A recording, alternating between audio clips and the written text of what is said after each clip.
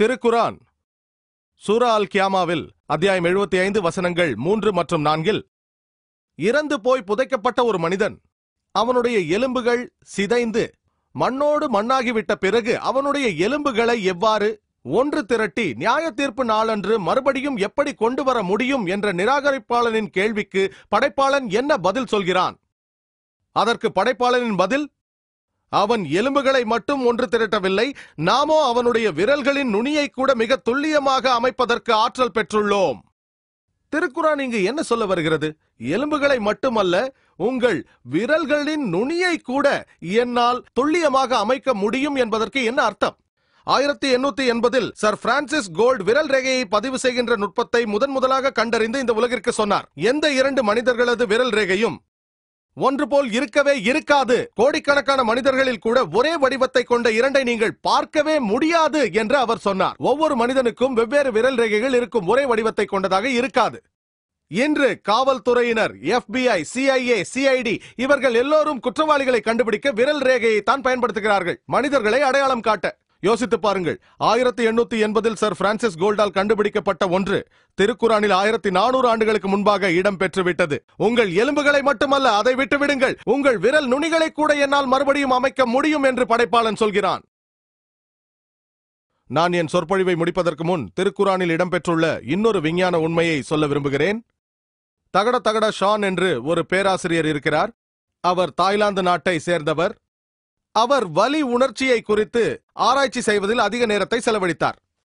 இதற்கு முன்பாக வலியை உணர்வதற்கு மூளைதான் காரணம் என்று நாம் நினைத்துக் கொண்டிருந்தோம். அதன் பிறகு மருத்துவர்களுக்கு தோலில் உள்ள சில வலி உணர்வுகள் தான் வலியை நாம் உணர காரணம் என்று தெரிய வந்தது. அதனால்தான் தீக்காயம் அடைந்த யாராவது ஒரு நோயாளி மருத்துவரிடம் வரும்பொழுது அந்த மருத்துவர் ஒரு ஊசியை எடுத்து தீக்காயம் பட்ட இடத்தை குத்தி பார்ப்பார். நோயாளி வலியை உணர்ந்தால் மருத்துவருக்கு சந்தோஷம். வலி உணர்வுகளுக்கு ஒன்றுமாகவில்லை, இது மேலோட்டமான தீக்காயம்தான். நோயாளி வலியை உணரவில்லை என்றால் மருத்துவர் சோகமாகி விடுவார். வலி உணர்வுகள் அழிந்து விட்டன, அது ஆழமான காயம் என்பதால்.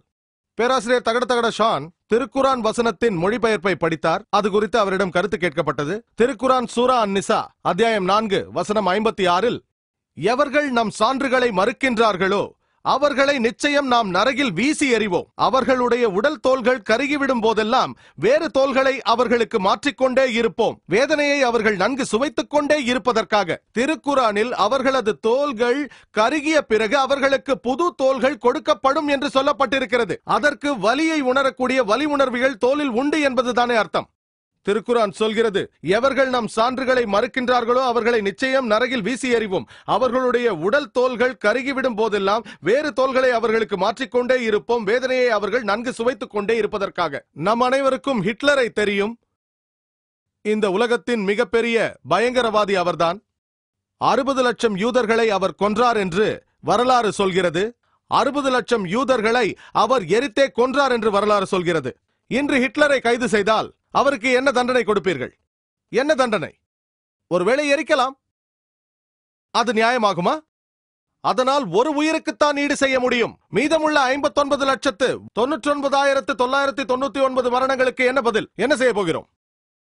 திருக்குரானில் அல்லாஹ் சொல்கிறான், எவர்கள் நம் சான்றுகளை மறுக்கின்றார்களோ அவர்களை நிச்சயம் நரகில் வீசி எறிவோம். அவர்களுடைய உடல் தோள்கள் கருகிவிடும் போதெல்லாம் வேறு தோள்களை அவர்களுக்கு மாற்றிக்கொண்டே இருப்போம். வேதனையை அவர்கள் நன்கு சுவைத்துக் கொண்டே இருப்பதற்காக.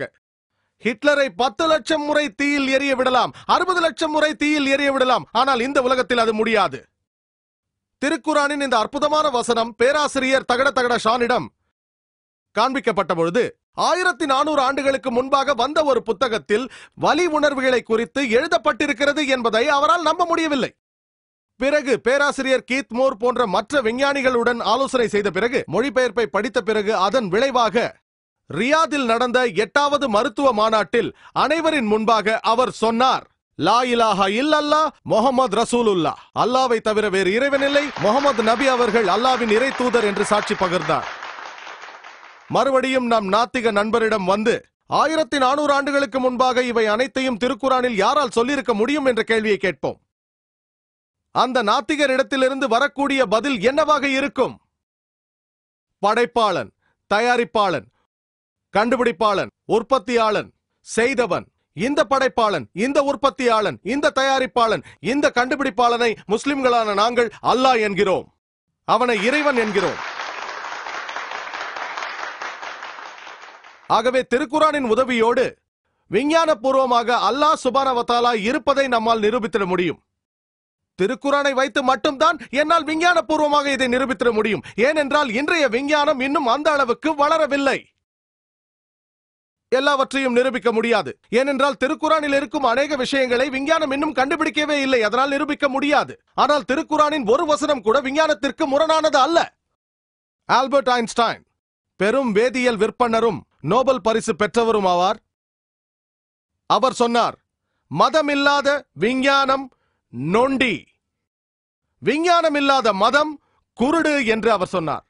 ஒரு விஷயத்தை ஞாபகப்படுத்துகிறேன். திருக்குரான் என்பது ஒரு விஞ்ஞான நூலே அல்ல, அது ஒரு மெய்ஞான நூல். அந்த மெய்ஞானத்தை வெளிப்படுத்தும் 6000த்திற்கும் மேற்பட்ட ஆயத்துகளை, அடையாளங்களை தன்னுள் பொதிந்து வைத்துள்ள ஒரு மகத்தான நூல் திருக்குரான்.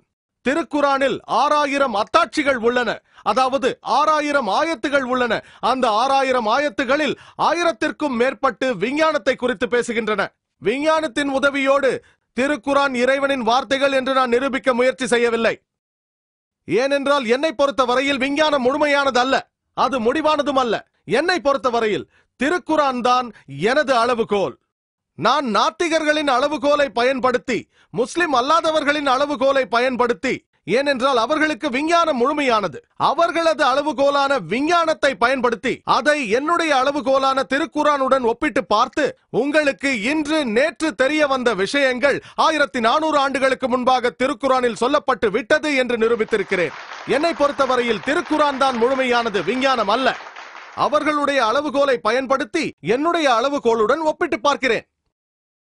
ஆகவே திருக்குரானின் உதவியோடு விஞ்ஞான பூர்வமாக அல்லாஹ் சுப்ஹானஹு வ தஆலா இருப்பதை நான் நிரூபித்திருக்கிறேன். அறிவுபூர்வமாக சிந்திப்பவர்களும் விஞ்ஞான பூர்வமாக சிந்திப்பவர்களும் எனது இந்த பேச்சை கேட்ட பிறகு படைப்பாளன் ஒருவன் இருக்கின்றான் என்பதை நம்பித்தான் ஆக வேண்டும். கண்டுபிடிப்பாளன், தயாரிப்பாளன், உற்பத்தியாளன், அவனை நாங்கள் அரபு மொழியில் அல்லாஹ் என்று அழைக்கிறோம். இந்த காரணத்தினால்தான் பிரசித்தி பெற்ற தத்துவ மேதை பிரான்சிஸ் பீக்கன் சொன்னார், அரைகுறை விஞ்ஞான அறிவு ஒருவனை நாத்திகன் ஆக்கும், ஆனால் விஞ்ஞானத்தில் ஆழ்ந்த புலமை உள்ள ஒருவன் இறை நம்பிக்கையாளனாகத்தான் இருப்பான் என்றார். அதனால்தான் இன்று கூட விஞ்ஞானிகள் கடவுளை மறுத்து பேசுவதில்லை, கடவுளின் பெயரால் கற்பனை அபத்தங்களை சாடுகிறார்கள். லா இலாஹா இல்லல்லாஹ். திருக்குரான் வசனத்தின் ஒரு மொழிபெயர்ப்பை கூறி எனது சொற்பொழிவை நான் முடித்துக் கொள்ள விரும்புகிறேன். சூரா ஃபுசிலத் அத்தியாயம் 41 வசனம் 53 அது சொல்கிறது, சனூரீம் ஆயாத்தினா ஃபில் ஆஃபாகி வஃபி அன்ஃபுஸிஹிம் ஹத்தா யதபய்யன அன்னல் ஹக். நிச்சயமாக இந்த வேதம் உண்மைதான் என்று அவர்களுக்கு தெளிவாகும் பொருட்டு நம்முடைய அத்தாட்சிகளை பல பாகங்களிலும் காண்பிப்பதுடன் அவர்களுக்குள்ளாகவும் அதிசீக்கிரத்தில் நாம் காண்பிப்போம் என்கிறான். ஒவ்வொரு மனிதனுக்கும் சரியான ஆதாரங்களை காட்டுகின்ற பொறுப்பினை அவனே ஏற்றுக்கொள்கிறான். அவ்வுண்மையை அவர்கள் தெரிந்து கொள்ளும் வரை அதை செய்வேன் என்கிறான். என் மகன் கூறிய அதே வாசகத்தை கூறி என் பேச்சை முடித்துக் கொள்கிறேன். No god no peace, no god no peace. ஆங்கிலத்தில் நோ என்றால் இல்லை என்று பொருள். ஆகவே இறைவன் இல்லை எனில் கண்டிப்பாக அமைதியும் இராது. ஆங்கிலத்தில் KNOW நோ என்றால் தெரிந்து கொள்ளுங்கள் என்று பொருள். இறைவனை தெரிந்து கொண்டால் அமைதியை அறிந்து கொள்ளலாம். வாஹிரு தாவானா அல்ஹம்துலில்லாஹி ரப்பில் ஆலமீன்.